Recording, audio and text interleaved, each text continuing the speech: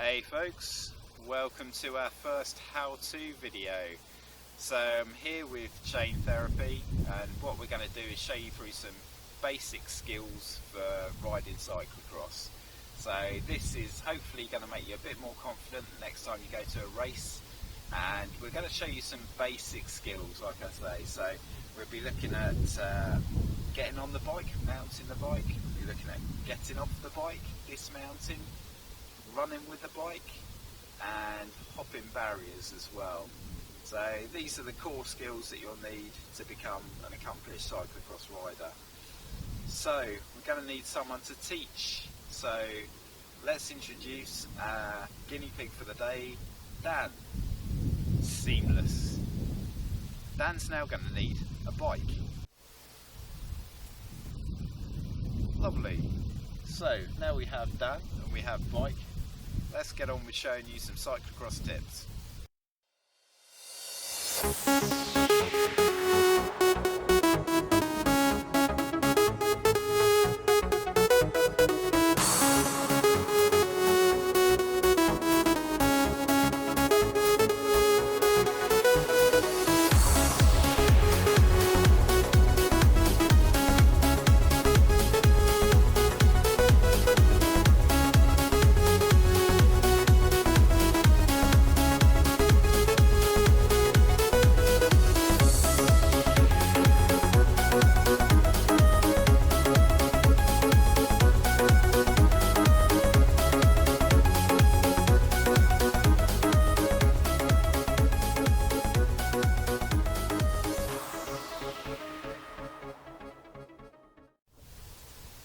Okay, let's take a look at the bike first and some little setup tips you can do to make life slightly easier for you.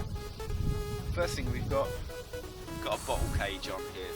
Now that really needs to be removed. If it's not removed now, you'll end up punching it during the race, probably removing it that way. So we'll need to take that off. Okay, let's have a talk about getting off the bike, dismounting.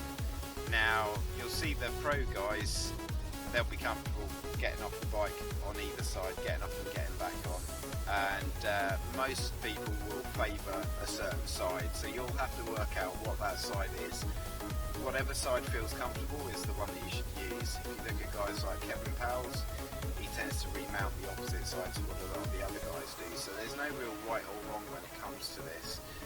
Whichever feels right and feels fast is the one that you should do.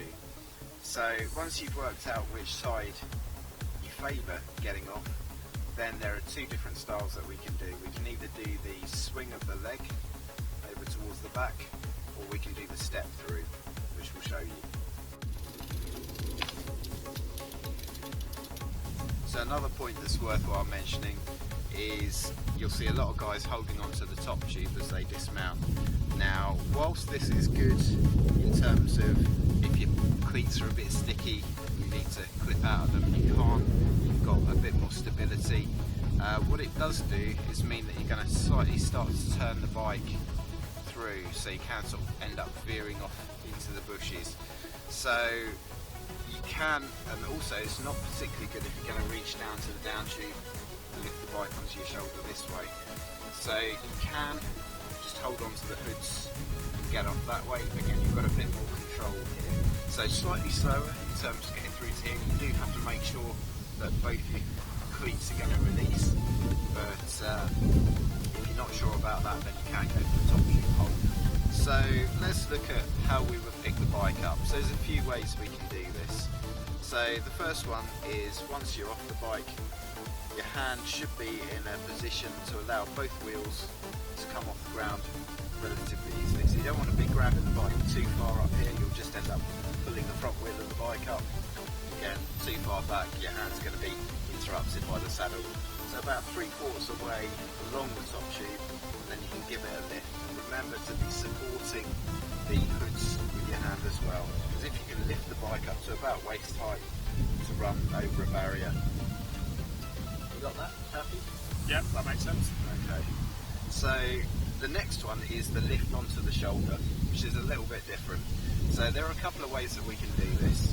The first one, our hand, instead of being this way round, will need to be this way round, and we will lift the bike up onto our shoulder, there are a couple of ways that you can hold the front of the bike. You can either pass your hand around the front of the head tube, grab the bottom of the handlebars here, and in doing so your shoulder will be quite far forward on the top tube, and this will help to keep the saddle away from the back of your head and stop you from being smacked in the head with your helmet.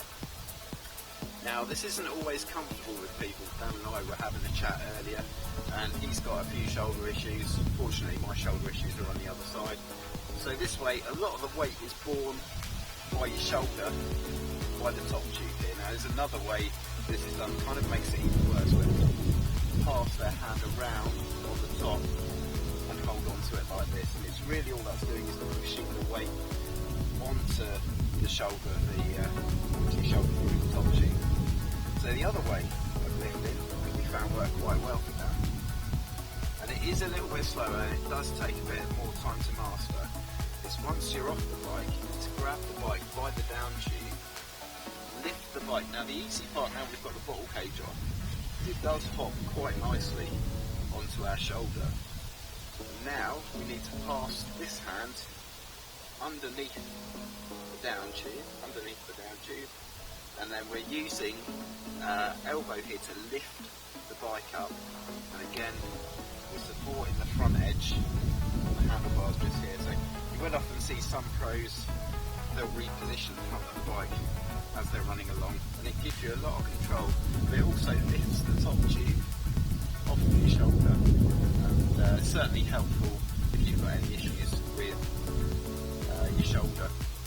Putting the bike down from this position, so we'd be running along, would be to let go of the front of the bike, hold the down tube, gently place the bike onto the floor, and then you can go up to the hoods ready to remount the bicycle.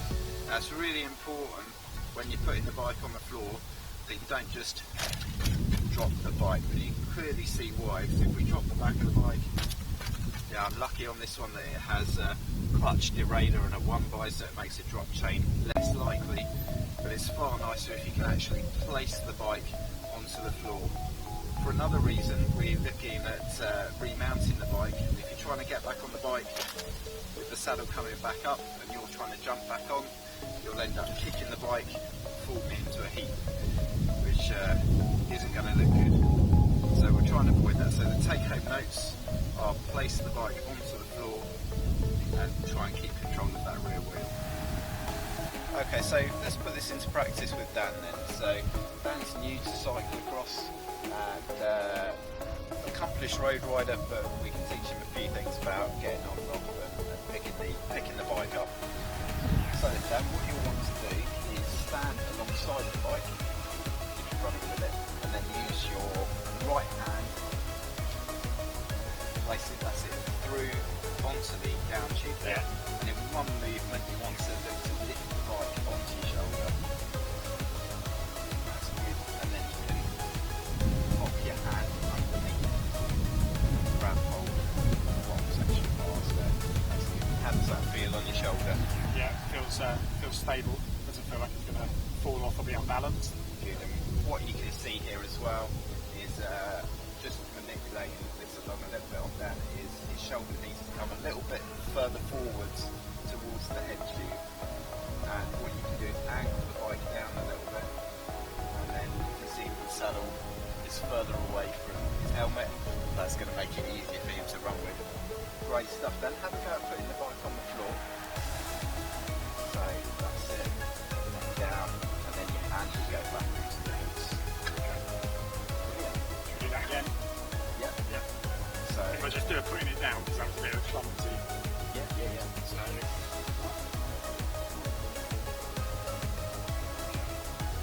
then down. And really concentrate when you're putting the bike down. Yeah. And like just kind of push it forward. Okay, let's try again. And it's a little more tricky when you're going fast, Yeah. because you're kind of wanting to go down further with Yeah. this one. That's where off the top tube is a bit easier. Yeah, okay. Good. Just need a bit of forward motion really then to finish it off. That's the next part. Yeah, absolutely. Good stuff. Okay, let's have a look at getting on the bike or mounting the bike. So what we want to do is to swing our leg over, foot on the pedal away. Now it's worthwhile trying this from stationary to begin with.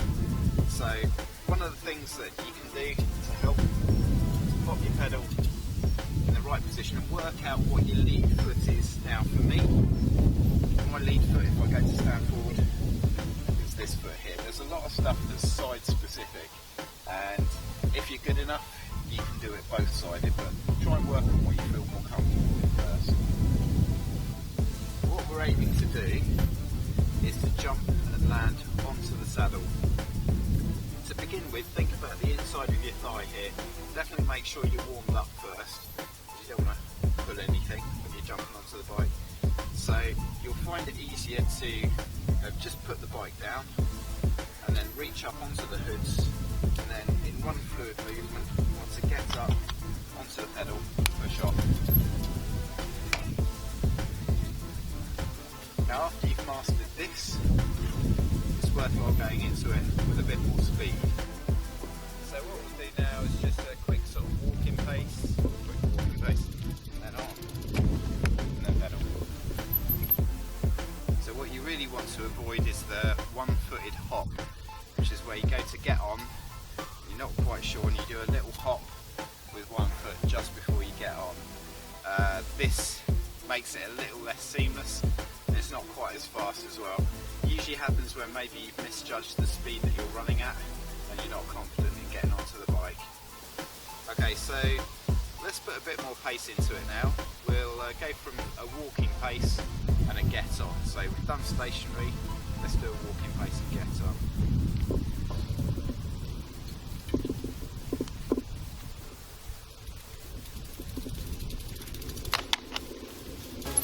Okay, so we picked the pace up a little bit. Now's the time to go from a run and a get on. Now this will require a bit more commitment because we're going to need to take both feet off the ground. What you want to try and avoid doing is having the bike too far out in front of you, because obviously when you land you're going to miss the saddle, you're going to end up running along with some quite sore bits probably. So what we're going to do is aim to kind of keep the bike central to us, throw our leg over the saddle pretty much like we've done, but this foot here is going to try and come off the ground as well. Now as you land, try and avoid turning the bars.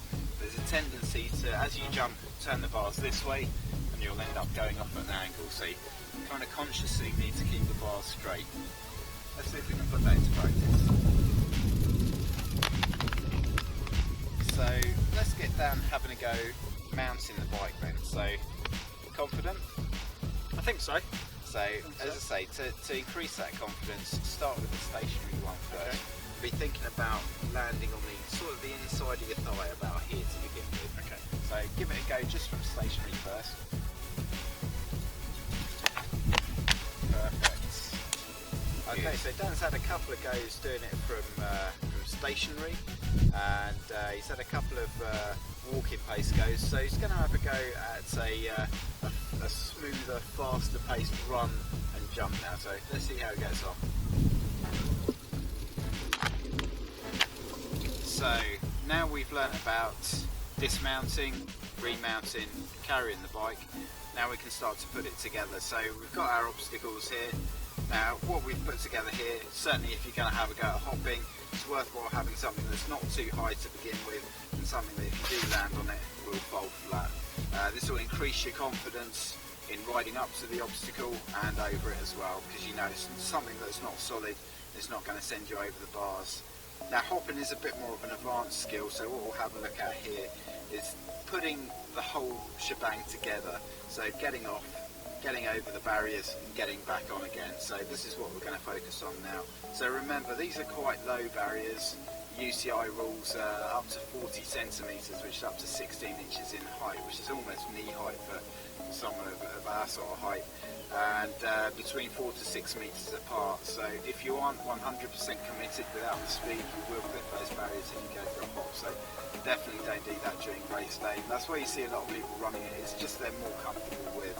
So remember, our two ways that we can go over. Now these are fairly low barriers, so we'll be able to pick the bike up by the top tube and run with it. Now you'll need to make sure that you don't unclip too late, and you also don't unclip too early, because guys will pedal past you. So it's about unclipping with about 2 pedal strokes, or 2 foot strokes should I say, before the barrier, and then run and try and get your lead leg so that you're running over the barrier, so you don't have to do that awkward double step that I spoke about when we were doing the remounting. What I have seen is that Dan's got so much faster just in the short time that we've been doing this. So let's let Dan have a go and see how he gets on.